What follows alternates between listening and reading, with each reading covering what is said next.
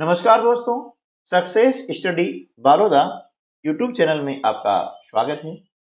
आज के इस कालखंड में हम प्रधानमंत्री यशस्वी छात्रवृत्ति चयन परीक्षा सन 2022 के जो क्वेश्चन पेपर हैं उसका हम सॉल्यूशन इस वीडियो में करेंगे। इसके पहले वीडियो में हमने विज्ञान विषय के कुछ प्रश्नों को शामिल किया था जो आपने देख लिया होगा। यदि नहीं देखा है तो उस वीडियो की लिंक इस वीडियो के डिस्क्रिप्शन बॉक्स में दी गई है, वहां से आप देख सकते हैं। और यदि आप NMS यानी national means cum merit scholarship exam, PM यशस्वी, श्रेष्ठा आदि परीक्षाओं की तैयारी कर रहे हैं तो इन तैयारी के लिए हमने व्हाट्सएप ग्रुप बनाया हुआ है जिसकी लिंक इस वीडियो के डिस्क्रिप्शन बॉक्स में दी गई है। उस लिंक के माध्यम से आप ग्रुप को ज्वाइन कर सकते हैं, क्योंकि इस ग्रुप में हम इन परीक्षाओं से संबंधित जो भी पाठ्य सामग्री होती है, जो सूचनाएं होती है, वह हम अवेलेबल करवाते हैं बिल्कुल निःशुल्क। ठीक है, तो चलिए शुरू करते हैं हम आज का वीडियो। प्रश्न क्रमांक 8, प्रश्न क्रमांक 1 से 7 तक हम पिछले वीडियो में आपको बता चुके हैं। अब देखिए प्रश्न क्रमांक 8 क्या है कि पेट्रोलियम संरक्षण अनुसंधान संघ लोगों को सलाह देती है कि गाड़ी चलाते समय निम्नलिखित सावधानियां करें जिससे पेट्रोल डीजल कम खर्च हो। अब देखिए कि गाड़ी को सदैव तेज गति से चलाएं नहीं, क्योंकि गाड़ी को तेज गति से चलाएंगे तो उसमें पेट्रोल डीजल ज्यादा खपत होगा। तो यह सलाह ये जो पेट्रोलियम संरक्षण अनुसंधान संघ होता है कभी नहीं देता है। गाड़ी को हमेशा जो है कम गति में, मध्यम गति में चलाना चाहिए। अगला क्या है कि जहां आपको प्रतीक्षा करनी हो गाड़ी का इंजन बंद कर दीजिए। बिल्कुल सही है ना। इससे क्या होगा कि फ्यूल कंजम्पशन कम होगा, है ना, पेट्रोल डीजल खपत कम होगी। तीसरा कथन क्या है, टायरों का दाब हमेशा कम रखिए। नहीं, टायरों का दाब कम भी नहीं रखना है, बिल्कुल जैसा है वैसा रखना है जितना कहा जाता है। हर गाड़ी के हिसाब से टायर का जो प्रेशर होता है, दाब होता है, वो अलग अलग होता है। तो जितना कंपनी रिकमेंड करती है उतना टायर का जो प्रेशर होता है, दबाव होता है, वो आपको रखना चाहिए। क्योंकि टायर का दबाव कम रखेंगे तो पेट्रोल या डीजल खपत अधिक होती है। जहां तक संभव हो गाड़ी को समान और मध्यम गति से चलाएं। बिल्कुल सही है, गाड़ी को हमेशा एक जैसी गति से चलाएंगे, मध्यम गति से चलाएंगे तो हमेशा पेट्रोल डीजल की खपत कम होती है।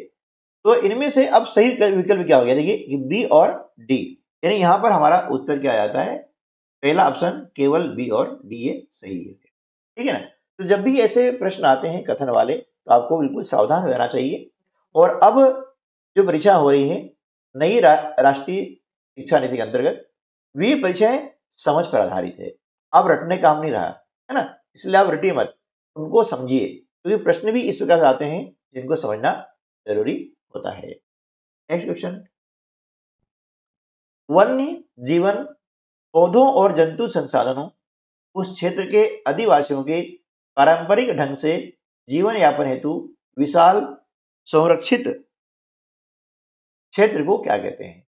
4 ऑप्शन दिए गए हैं, संरक्षित क्षेत्र, जैव मंडल, आरक्षित क्षेत्र, वन्य जीव अभ्यारण्य और राष्ट्रीय उद्यान।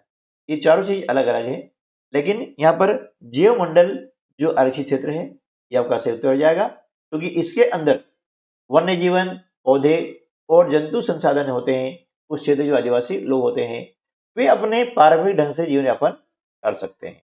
ठीक है, अगला प्रश्न है, नीचे 2 कथन दिए गए हैं। देखिए कथन जब भी दिए जाते हैं तो उन्हें आपको ध्यानपूर्वक पढ़ना है और समझना है।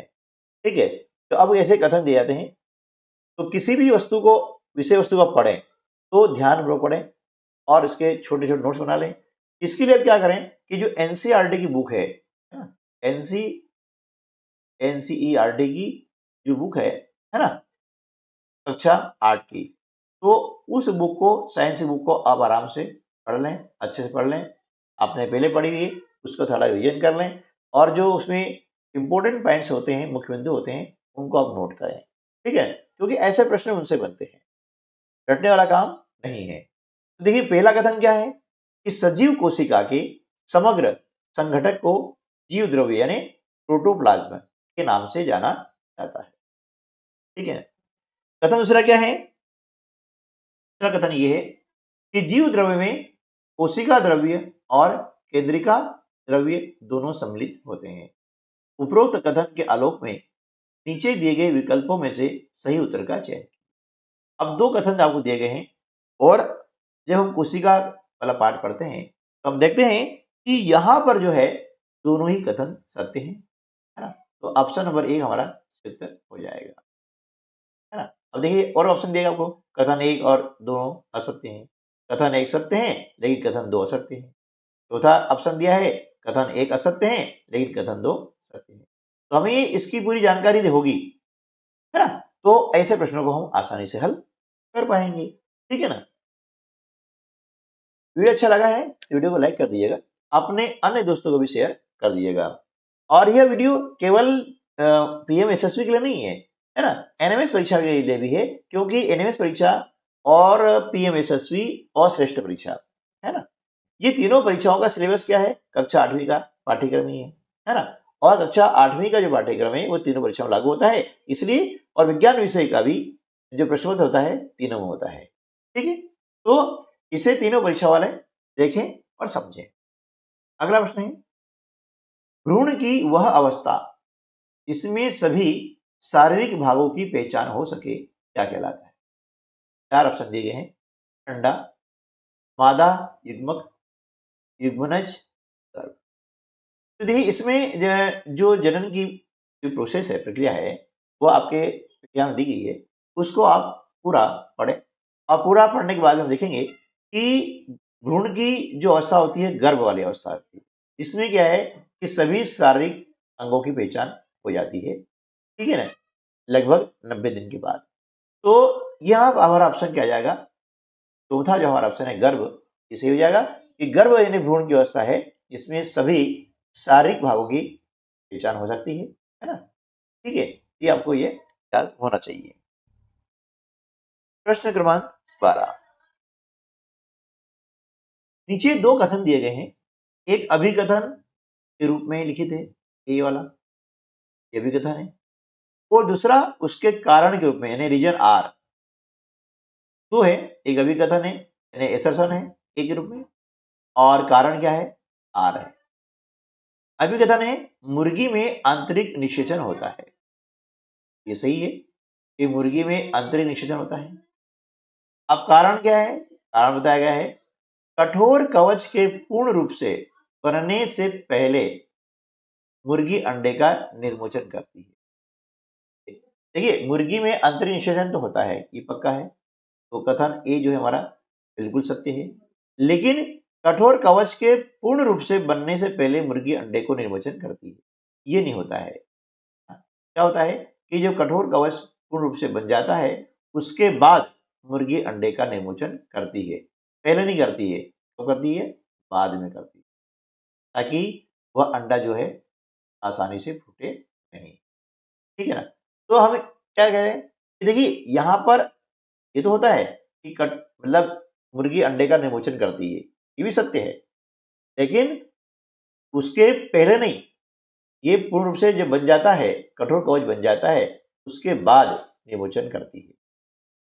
तो कह सकते हैं कि ए और आर दोनों सत्य हैं, लेकिन आर जो है ए की सही व्याख्या नहीं है ना। इसमें क्या है, बाद में होना चाहिए था, ये सेंटेंस है वो सही नहीं है, मतलब गलत भी नहीं है कि निर्मोचन नहीं करती है।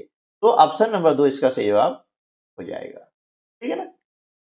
इस प्रकार से आप जब भी कथन और कारण पढ़ेंगे ना, तो ये जो पूरा डिटेल आप पढ़ेंगे, तो डिटेल पढ़ने के बाद ही आप ये कर पाएंगे, है ना।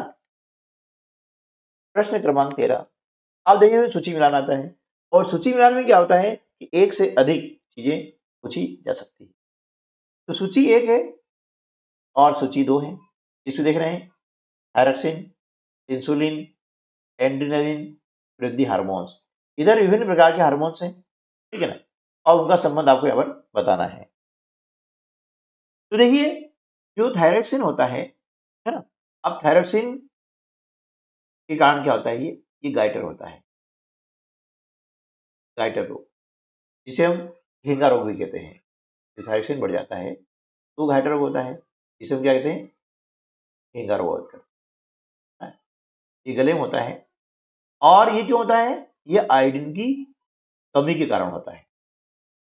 किसके कारण होता है, आयोडीन की कमी के कारण गाइटर रोग होता है, ठीक है।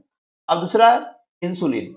अब इंसुलिन जो होता है ये क्या होता है, मधुमेह, इसका संबंध है ना। जब इंसुलिन की मात्रा कम हो जाती है तो मधुमेह रोग हो जाता है ना।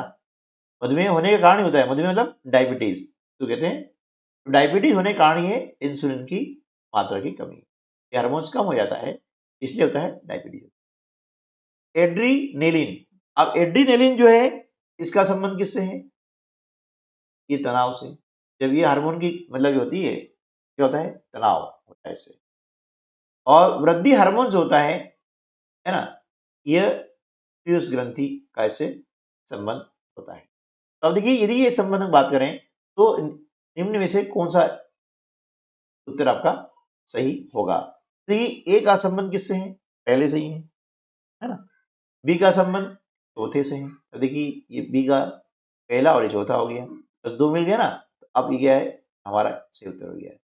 परीक्षा इस प्रकार से कर सकते हैं, देखिए बी का चौथा, अब यहाँ ए के साथ में ये बी का चौथा नहीं है, यहाँ ए फर्स्ट है, मतलब दो ऑप्शन चल रहे थे। अब बी का जैसे आपको याद हो गया है ना, इस प्रकार से अलग हो गया है, बाकी सी भी अलग हो गया है, डी भी अलग हो गया है, ठीक है ना। तो ये भी आप ध्यान रख सकते हैं परीक्षा में कि एक से दो यदि आपके बिल्कुल परफेक्ट मिल जाते हैं, है ना, तो बाकी भी इस प्रकार से आप बिना टाइम वेस्ट किए अपना उत्तर चयन कर सकते हैं।